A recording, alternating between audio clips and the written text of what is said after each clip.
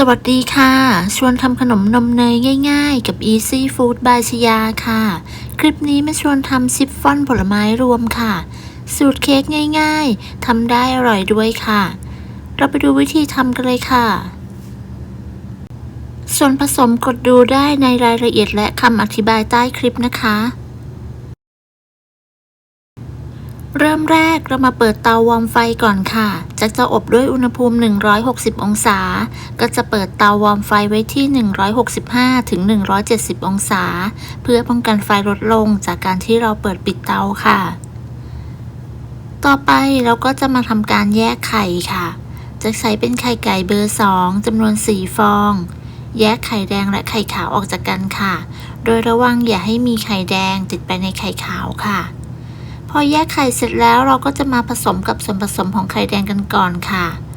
ใส่น้ำตาลทรายนมน้ำมันเกลือและกลิ่นวานิลลาลงไปค่ะนมให้เลือกใช้เป็นนมสดรสธรรมชาตินะคะหรือรสจืดค่ะสำหรับน้ำมันเพื่อนๆจะใช้เป็นน้ำมันพืชน้ำมันรำข้าวหรือน้ำมันคาโนราก็ได้ค่ะจากนั้นคนส่วนผสมให้เข้ากันค่ะเมื่อคนส่วนผสมเข้ากันดีต่อไปก็จะร่อนแป้งค่ะร่อนแป้งเค้กและผงฟูลงไปในส่วนผสมค่ะจากนั้นก็ใช้ตะกร้อมือคนส่วนผสมให้เข้ากันค่ะคนส่วนผสมให้เข้ากันจนไม่เหลือเม็ดแป้งนะคะด้วยความเร็วค่ะเมื่อเข้ากันดีแล้วเราก็พักไว้ก่อนค่ะต่อไปเรามาตีไข่ขาวค่ะเป็นไข่ขาวจากไข่ไก่4ฟองที่เราแยกไว้ในตอนต้นนะคะเปิดสปีดความเร็วกลางตีขึ้นฟองหยาบเล็กน้อยจากนั้นใส่น้ำมะนาวหากไม่มีสามารถใช้น้ำส้มสายชูหรือครีมออพราท่าได้ค่ะจากนั้นก็ให้เราทยอยใส่น้ำตาลทรายค่ะน้ำตาลทรายจะแบ่งใส่3ครั้งนะคะแต่ละครั้งก็ให้ห่างกันประมาณ 10-15 วิค่ะ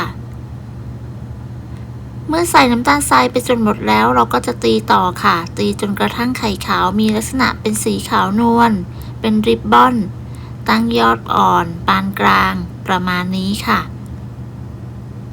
ได้เป็นลักษณะปลายงองุ้มแบบนี้ก็ถือว่าใช้ได้แล้วค่ะจากนั้นก็ตีต่อด้วยความเร็วต่ำ30วิเพื่อตัดอากาศค่ะต่อไปก็ให้นำไข่ขาวที่ตีได้มาผสมกับส่วนผสมของไข่แดงค่ะโดยทยอยตักไข่ขาวมาผสม3ครั้งค่ะแต่ละครั้งก็ให้เราคนตะล่อมด้วยตะกร้อมือด้วยความเบามือค่ะแต่ทั้งนี้จะต้องไม่คนนานนะคะเพราะอาจจะทำให้เค้กยุบได้ค่ะเทคนิคในการตีไข่ขาวให้ขึ้นง่ายนะคะก็คือเราควรจะเลือกใช้เป็นไข่สดใหม่ค่ะและเมื่อตอนที่เราแยกไข่ขาวและไข่แดงก็ควรระวังอย่าให้มีไข่แดงติดมาในไข่ขาวค่ะในขั้นตอนสุดท้ายจะใช้พายยางคนตะล่อมด้วยนะคะเพื่อให้เขาเข้ากันได้ดียิ่งขึ้นค่ะเสร็จแล้วต่อไปเรามาเตรียมพิมพ์ค่ะจะใช้เป็นพิมพ์สี่เหลี่ยมขนาด9x9 นิ้วค่ะทาเนยหรือน้ำมันที่ก้นนะคะจากนั้นวางกระดาษรองอบลงไปค่ะแล้วก็ทาเนยด้านบนอีกครั้งหนึ่งค่ะต่อไปก็ให้เราใส่ผลไม้เชื่อมลงไปในถาดค่ะเป็นมะละกอเชื่อม3 สีนะคะใส่ลงไปในถาดแล้วก็เกลี่ยให้ทั่วๆค่ะ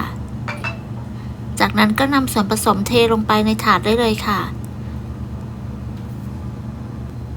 สูตรนี้ใส่ลงไปได้ทั้งหมดเลยนะคะใส่จนหมดแล้วก็ให้เราเกลี่ยให้ด้านบนเรียบค่ะใช้ที่ปาดเค้กเกลี่ยด้านบนให้เรียบค่ะใช้ไม้สะอาดคนเพื่อไล่อากาศจากนั้นก่อนเข้าอบก็ให้เรากระแทกพิมพ์เบาๆ 2-3 ครั้งเพื่อไล่อากาศอีกครั้งค่ะจากนั้นก็นำเข้าอบได้เลยค่ะอบด้วยอุณหภูมิ160องศาใช้เป็นไฟบนล่างจะวางไว้ชั้นล่างของเตาอบค่ะจะใช้เวลาอยู่ที่ประมาณ25นาทีค่ะระยะเวลาอาจจะไม่เท่ากันขึ้นอยู่กับเตาอบที่เพื่อนๆใช้ด้วยนะคะ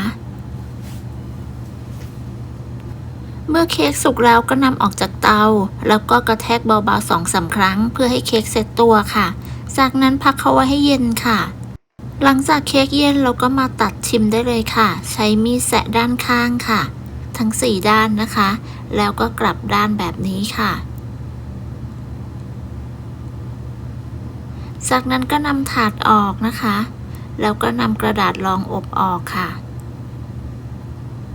เค้กที่ได้ก็จะมีสีสันสวยงามน่ารับประทานเลยค่ะเนื้อเค้กก็จะมีความนุ่มแล้วก็หอมมากๆเลยค่ะ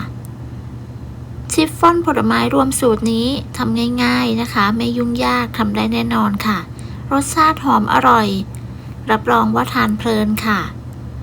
ขอบคุณสำหรับการติดตามรับชมคลิปนี้นะคะหากเพื่อนๆชอบก็อย่าลืมไปลองทำกันดูนะคะได้ผลยังไงก็มาคอมเมนต์คุยกันค่ะคลิปนี้จะต้องลาไปก่อนพบกันใหม่ในคลิปหน้านะคะสวัสดีค่ะ